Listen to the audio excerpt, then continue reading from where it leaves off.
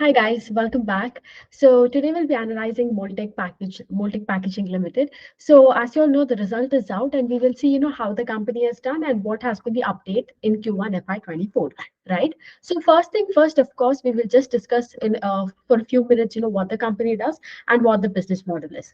So as you can tell from the name itself, Mold-Tek Packaging Limited. So it's a packaging company, right? That's one thing.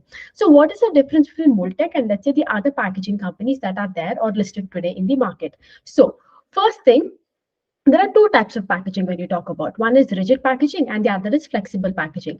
Flexible packaging are what, like for example, have you seen your toothpaste ka package? You can fold it inside, like the carton that comes, or the Maggie packaging. All these are called as flexible packaging. या आपका chips का packet जो होता है, these are called as flexible packaging, right? And TCPL Packaging Limited, which is there, that is a leader here when you talk about in flexible packaging. What is rigid packaging? Rigid packaging are those where the outside container that you see is a bit sturdy.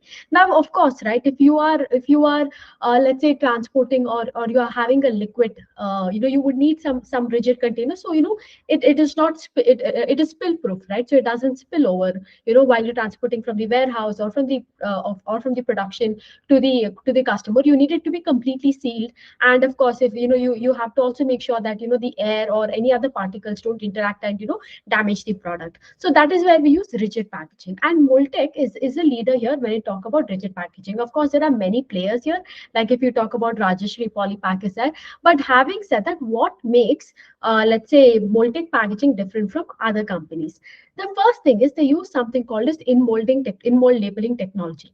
Now, what is this in-mold labeling technology? As you know, whenever I have to make a container, right, the liquid we will have a mold, right, and the liquid that is there, the liquid that is there will pass through the mold, will take the shape of the mold, and you get the container. And usually, you would have seen in olden days, right, the you would have a seal. How not a seal? How do I tell this?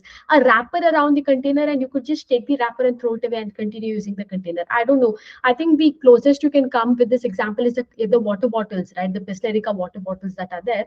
They have that wrapper around them, right? Which you can easily remove it and start using the container also. So what is in mold labeling is when the material goes into the mold, right? That time itself, how do I tell, the label that is there will wrap around the package and get out. Or so as a result, what will happen? There is no separate, the package is not separate from the container, but package will be into one. Like it will be like a how do I tell? It will be printed on the container itself.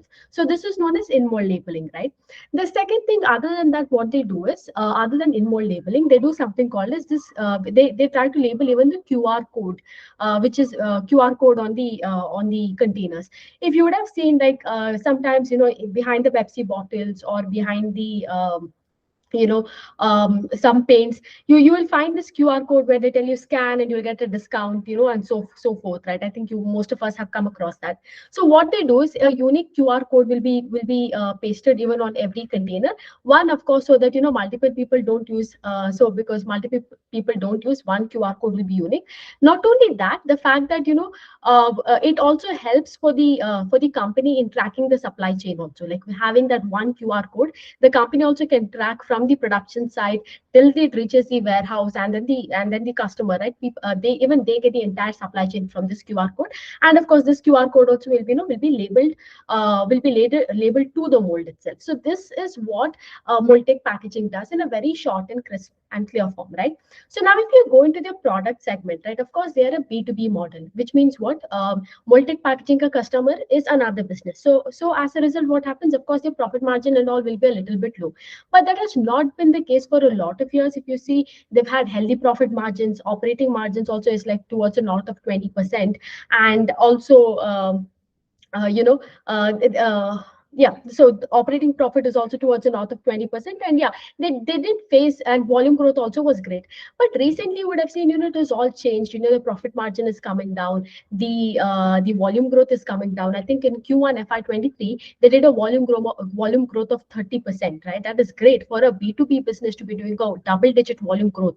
That to 30%, it is really wonderful. It's really great. The fact that now it has completely turned, right? Now they have very low volume growth. The profit margin is getting skewed. So why is that so?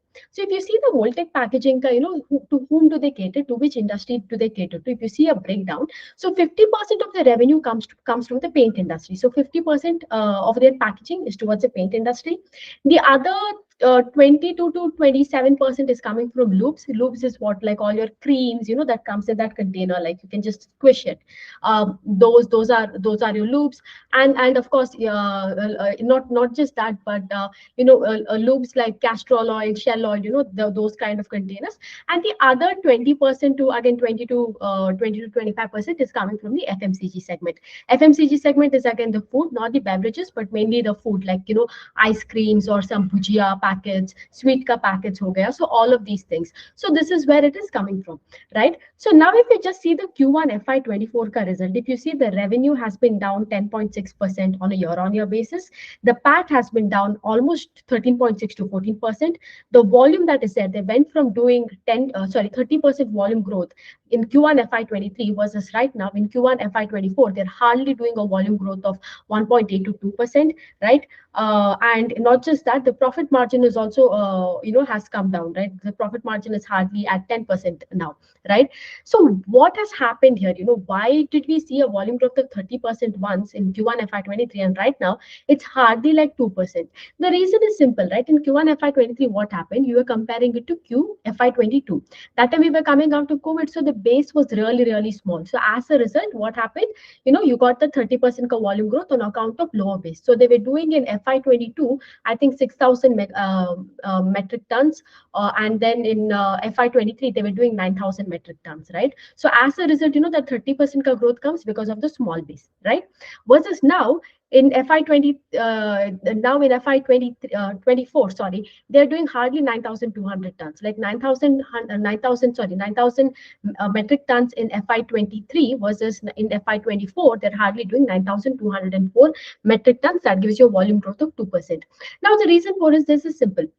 In FY23, we didn't face any kind of inflation. The paint industry was doing well. Inflation was not hitting. Inflation didn't hit us. So FMCG industry was also doing well.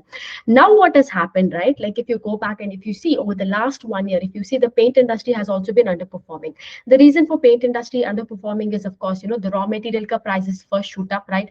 And then they took the price hike. But the price hike was so much that, the people started down trading the products. Matlab what? If they were going for if they're going for a luxury paint, they went for a normal paint. The person who was choosing a normal enamel ka paint, right? He started using, putties and primers and things. So they started down trading the products. That happened.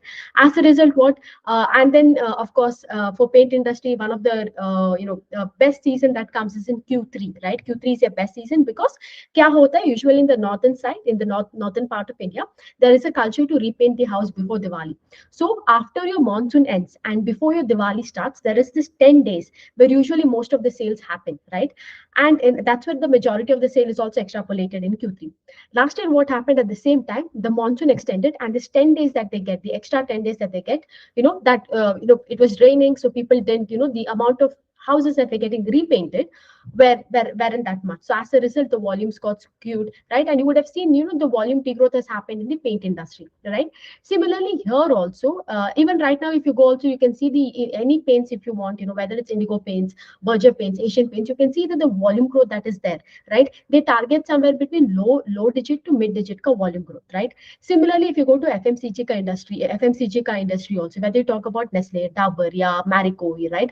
All of these people are also having the same problem because now what you now the urban the new phase of growth should come from rural economy, and there also you're seeing, right, that inflation has hit them. It is still green shoots. You're not seeing volume growth is at an all-time low, not all-time low. It is a bit improving, but having said that, it's not up to the mark, right? Hardly any volume growth that you're seeing. If you talk about Marico also, the volume growth is at, I think for the parachute product that they have is in negatives, right? So as a result, because of these reasons and the fact that Mold-Tek caters here, right? Mold-Tek ka 50% ka revenue aate paint ka industry. Out of that, 30% comes from Asian paints. Now, if Asian paints is only suffering, even Mold-Tek will suffer. That's one thing. Because the paint industry isn't doing well, these people are also getting backfired. Similarly, the second category that they're catering to, FMCG. Even FMCG also low volume growth, and this time the food, because of the if you open even Varun Beverages ka, PPT and see, in Q1 they registered a 13% ka volume growth, right? Now the reason for that was because there was this unseasonal rains. Like usually rains happen in the month of in the second quarter that we talk about, right? But here what has happened, there has been unseasonal rains or unseasonal monsoons. Because of that, of course, the volumes got skewed. Here also in FMCG also same thing happened because of unseasonal rains and the inflation rate that we're talking about and the low volume growth the FMCG is facing. Because of that, even Mold-Tek has registered a low volume growth as a result. See, at the end of the day, companies like Mold-Tek, they can be a good proxy, right? Tomorrow, if the paint industry is performing well, but having said that, you understand right now in paint, right? Everybody's a big mogul out there, and the competition is also intensifying. So, Mold-Tek is a great proxy to paint industry, right? Because 50% of their revenue is coming from there. Similarly, also when you talk about FMCG, if the FMCG growth happens tomorrow, you can't buy this Nestle and Marico and all because they're big giants now, right? How can they grow? I mean, whatever the money they get, they will give it back as dividend. So there is no room for growth over there. They're high ROE, low growth stocks, right? So it is a great proxy to play the paints, especially the paints and the FMCG space. But also at the same time, whenever these two sectors take a hit, especially if the paint sector take a hit, they will also face the same kind of impact, or if not, they will face it even severe, right? So having said that, that's that about Mold-Tek. The result has been a bit disappointing, but you also understand, it is a these kind of companies are heavily dependent on other businesses, and if they underperform, even Mold-Tek is bound to underperform. So that's that about Mold-Tek. Yeah. So have a nice day and take care. Bye bye.